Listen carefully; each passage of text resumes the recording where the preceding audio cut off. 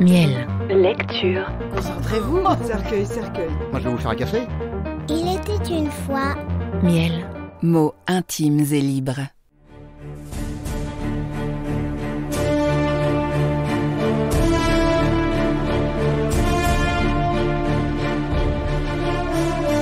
Le comte de Monte Cristo. Lu par Martin Amick. Chapitre 9. Le soir des fiançailles.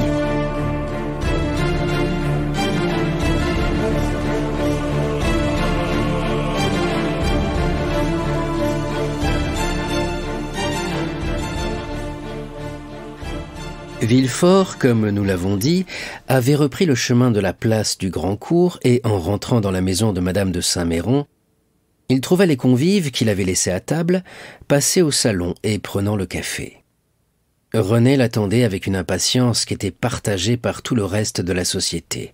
Aussi fut-il accueilli par une exclamation générale. « Eh bien, trancheur de tête, soutien de l'État, Brutus royaliste !» s'écria l'un. « Qu'y a-t-il? Voyons !»« Eh bien, sommes-nous menacés d'un nouveau régime de la terreur ?» demanda l'autre.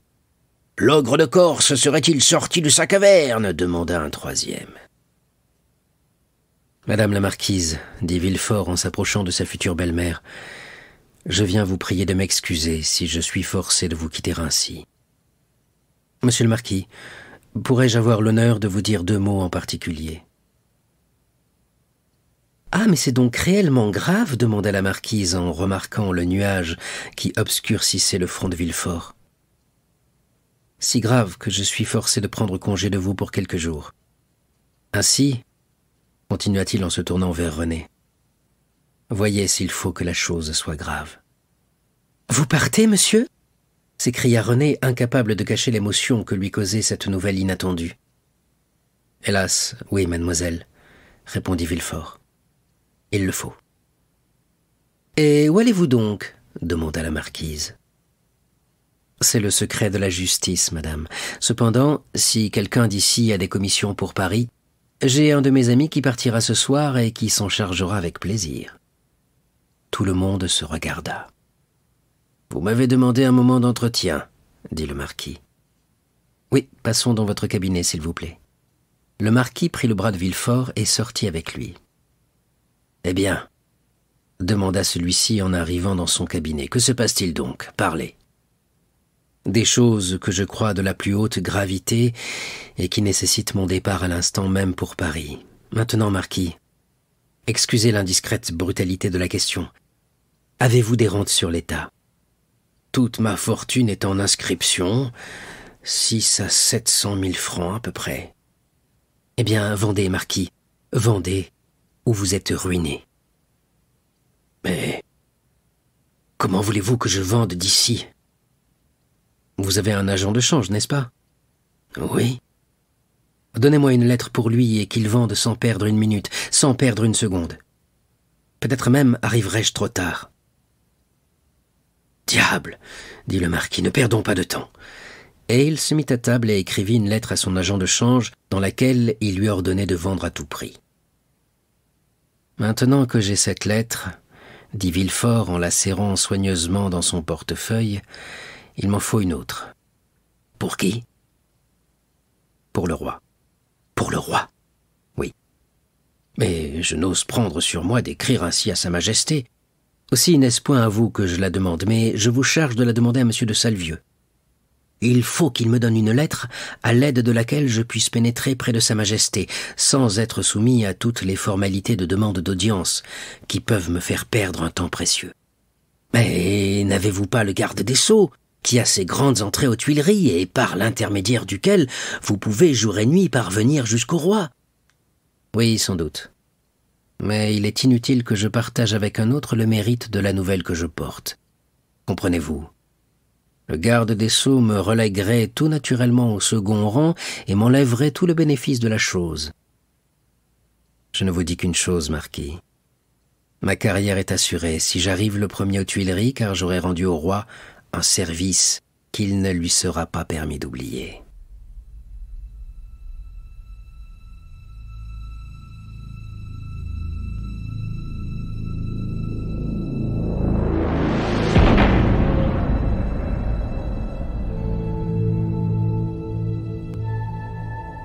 En ce cas, mon cher, allez faire vos paquets.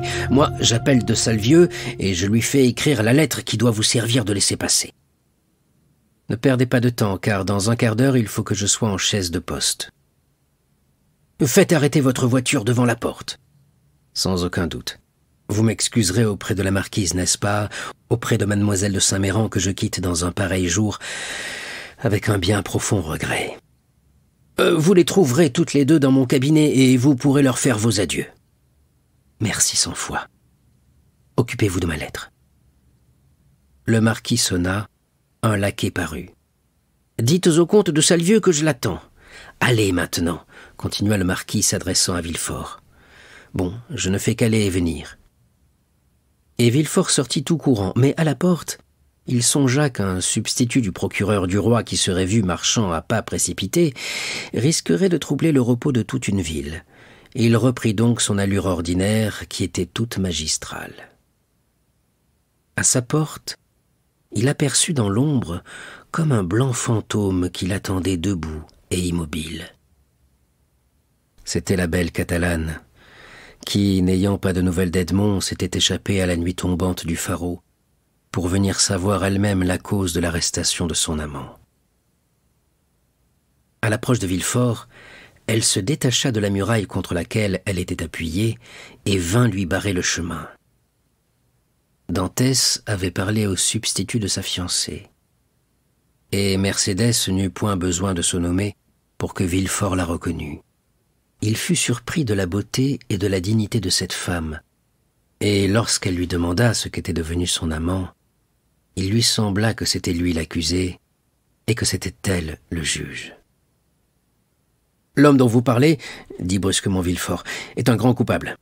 Je ne puis rien pour lui, mademoiselle. » Mercédès laissa échapper un sanglot, et comme Villefort essayait de passer outre, elle l'arrêta une seconde fois. « Mais où est-il, du moins ?» demanda-t-elle, « que je puisse m'informer s'il est mort ou vivant. »« Je ne sais pas, il ne m'appartient plus, » répondit Villefort. Et gêné par ce regard fin et cette suppliante attitude, il repoussa Mercédès et rentra, refermant vivement la porte comme pour laisser dehors cette douleur qu'on lui apportait. Mais la douleur ne se laisse pas repousser ainsi. Comme le trait mortel dont parle Virgile, l'homme blessé l'emporte avec lui. Villefort rentra, referma la porte, mais arrivé dans son salon, les jambes lui manquèrent à son tour. Il poussa un soupir qui ressemblait à un sanglot et se laissa tomber dans un fauteuil. Alors, au fond de ce cœur malade, naquit le premier germe d'un ulcère mortel.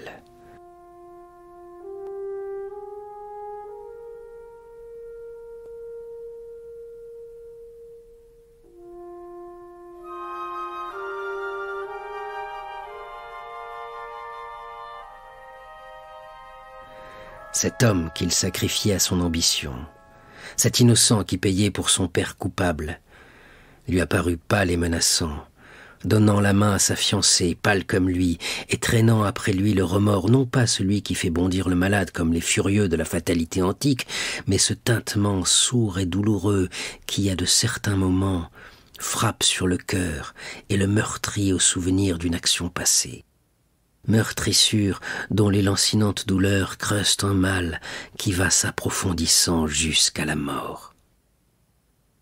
Alors, il y eut dans l'âme de cet homme encore un instant d'hésitation. Déjà plusieurs fois il avait requis, et cela sans autre émotion que celle de la lutte du juge avec l'accusé, la peine de mort contre les prévenus. Et ces prévenus, exécutés grâce à son éloquence foudroyante, qui avait entraîné ou les juges ou le jury, n'avaient pas même laissé un nuage sur son front, car ces prévenus étaient coupables, ou du moins Villefort les croyait tels. Mais cette fois c'était bien autre chose. Cette peine de la prison perpétuelle, il venait de l'appliquer à un innocent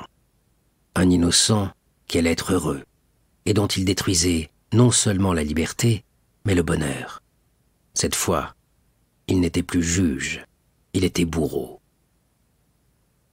En songeant à cela, il sentait ce battement sourd que nous avons décrit, et qui lui était inconnu jusqu'alors, retentissant au fond de son cœur et emplissant sa poitrine de vagues appréhensions. C'est ainsi que par une violente souffrance instinctive est averti le blessé, qui jamais n'approchera sans trembler le doigt de sa blessure ouverte et saignante avant que sa blessure soit fermée. Mais la blessure qu'avait reçue Villefort était de celles qui ne se ferment pas, ou qui ne se ferment que pour se rouvrir plus sanglante et plus douloureuse qu'auparavant.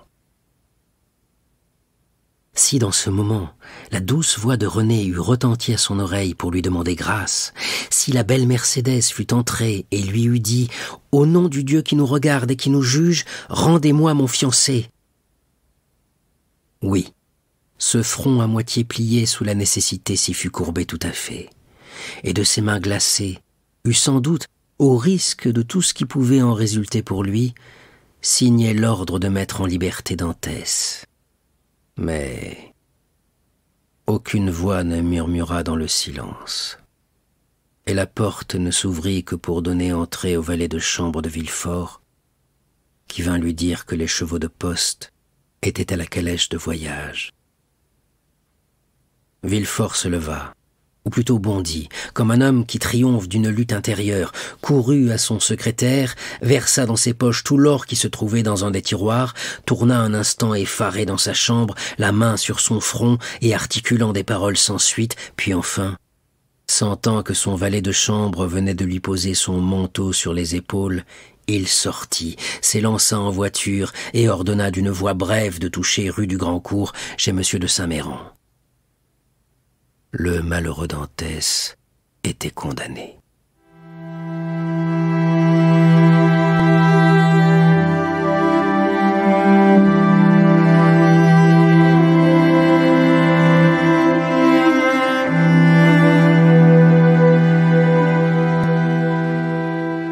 Comme l'avait promis M. de Saint-Méran, Villefort trouva la marquise et René dans le cabinet.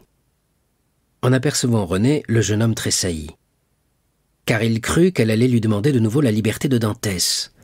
Mais, hélas, il faut le dire à la honte de notre égoïsme, la belle jeune fille n'était préoccupée que d'une chose, du départ de Villefort.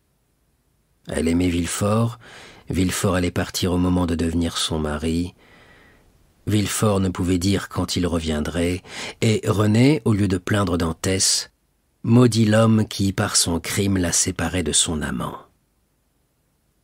Que devait donc dire Mercédès? La pauvre Mercédès avait retrouvé au coin de la rue de la Loge Fernand qui l'avait suivie. Elle était rentrée au Catalan et, mourante, désespérée, elle s'était jetée sur son lit. Devant ce lit, Fernand s'était mis à genoux et, pressant sa main glacée que Mercédès ne songeait pas à retirer, il la couvrait de baisers brûlants que Mercédès ne sentait même pas. Elle passa la nuit ainsi. La lampe s'éteignit quand il n'y eut plus d'huile. Elle ne vit pas plus l'obscurité qu'elle n'avait vu la lumière, et le jour revint sans qu'elle vît le jour. La douleur avait mis devant ses yeux un bandeau qui ne lui laissait voir qu'Edmond. « Ah, vous êtes là » dit-elle enfin en se retournant du côté de Fernand. « Depuis hier, je ne vous ai pas quitté, » répondit Fernand avec un soupir douloureux. Monsieur Morel ne s'était pas tenu pour battu. Il avait appris qu'à la suite de son interrogatoire, Dantès avait été conduit à la prison. Il avait alors couru chez tous ses amis, il s'était présenté chez les personnes de Marseille qui pouvaient avoir de l'influence, mais déjà le bruit s'était répandu que le jeune homme avait été arrêté comme agent bonapartiste. Et comme à cette époque, les plus hasardeux regardaient comme un rêve insensé toute tentative de Napoléon pour remonter sur le trône, il n'avait trouvé partout que froideur, crainte ou refus. Et il était rentré chez lui désespéré, mais avouant cependant que la position était grave et que personne n'y pouvait rien. De son côté, Caderousse était fort inquiet et fort tourmenté. Au lieu de sortir comme l'avait fait M. Morel, au lieu d'essayer quelque chose en faveur de Dantès, pour lequel d'ailleurs il ne pouvait rien, il s'était enfermé avec 2 bouteilles de vin de cassis et avait essayé de noyer son inquiétude dans l'ivresse. Mais dans l'état d'esprit dans lequel il se trouvait, c'était trop peu de 2 bouteilles pour éteindre son jugement. Il était donc demeuré, trop ivre pour aller chercher d'autres vins, pas assez ivre pour que l'ivresse eût éteint ses souvenirs, accoudé en face de ces 2 bouteilles vides sur une table boiteuse, et voyant danser, au reflet de sa chandelle à la longue mèche, tous ces spectres qu'Hoffmann a semés sur ses manuscrits humides de punch, comme une poussière noire et fantastique. Danglars seul n'était ni tourmenté ni inquiet. Danglars même était joyeux, car il s'était vengé d'un ennemi et avait assuré à bord du Pharaon sa place qu'il craignait de perdre. Danglars était un de ces hommes de calcul qui naissent avec une plume derrière l'oreille et un encrier à la place du cœur.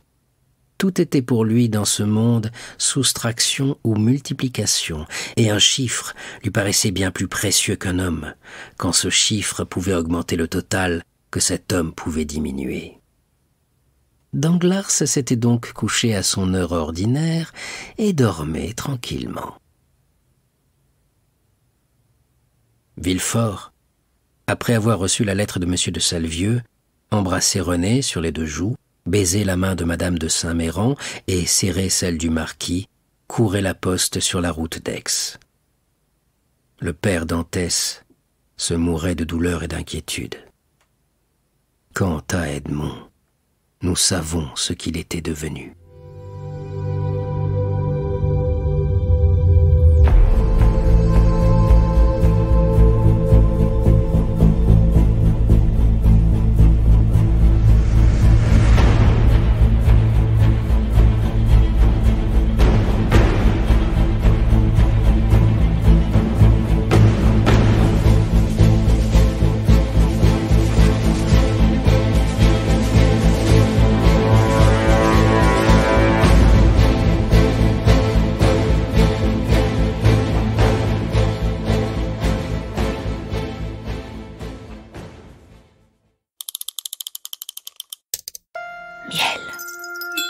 Mots intimes et libres.